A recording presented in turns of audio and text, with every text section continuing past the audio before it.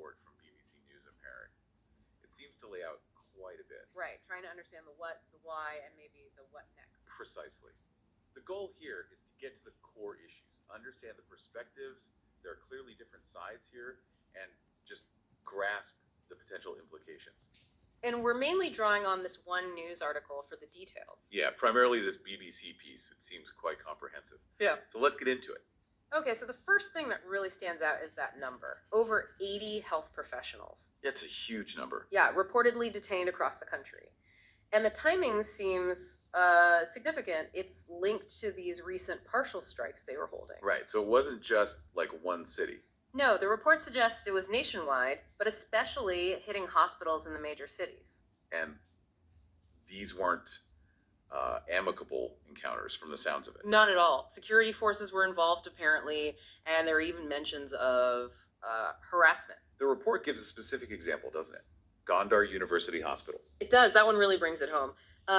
23 health professionals reportedly taken from Gondar University Hospital. 23. And the circumstances? Well, the report details them being taken from their residences on campus around midnight. This was Thursday, May 7th, Ethiopian calendar. Which is what, mid-May 2025 for us using the Gregorian calendar? Roughly, yes, mid-May. And the forces involved. It mentions defense forces, riot police, and militia members. Wow, that sounds like a significant operation. The descriptions are quite stark. Forceful, even humiliating detentions, according to the report. That's deeply concerning. And it wasn't just Ethiopian nationals either. No, that's another point.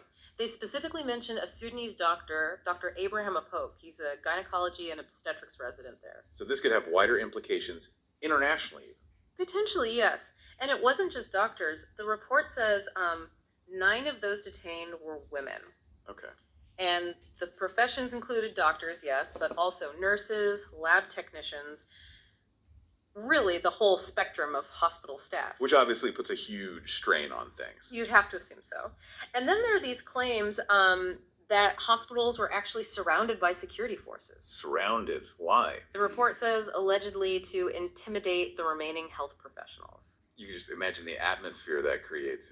Yeah, it's intense. And maybe the most worrying part, they reportedly arrested professionals who were actively providing emergency care. Seriously, people working in the ER. That's what the report states, which understandably led to service disruptions. The movement itself warned about a potential crisis brewing because of this. So how solid is this number, the 80 plus? Well, the BBC News Amharic report says their team saw a list. By Friday afternoon, it apparently had 81 names. And it wasn't just names. It included workplaces, professions, dates of arrest, the region, quite detailed. Right, so let's step back a bit. What led to this point? What were the health professionals actually asking for? Okay, so the group is called the Ethiopian Health Professionals Movement. They had a list of demands, 12 points apparently. And what was on the list? Was it just about money? Pay and benefits were definitely key points, yes. But it wasn't only that. They were also asking for, broader systemic changes in the healthcare system itself, things they felt needed fixing. And they felt strongly enough to take action. Yeah. When did this partial strike start?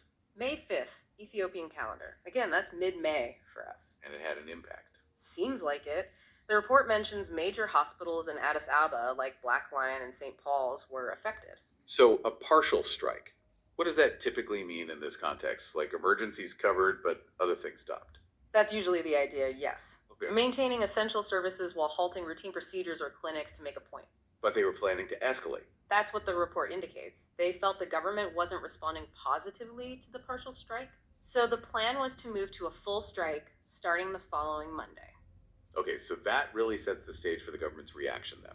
Exactly. It provides crucial context. So how did the government respond initially? Any comment on the arrests right away? Not immediately, according to the article. But on Thursday night, the health ministry released a statement. And What did it say? it was pretty blunt. Called the partial work stoppage unacceptable. Unacceptable. Okay, no room for negotiation there, it sounds like. Well, the tone was interesting. They said they'd been patient with the movement. Implying they felt their patience had run out. That seems to be the implication. And crucially, they threatened legal action Against who? against health professionals absent from work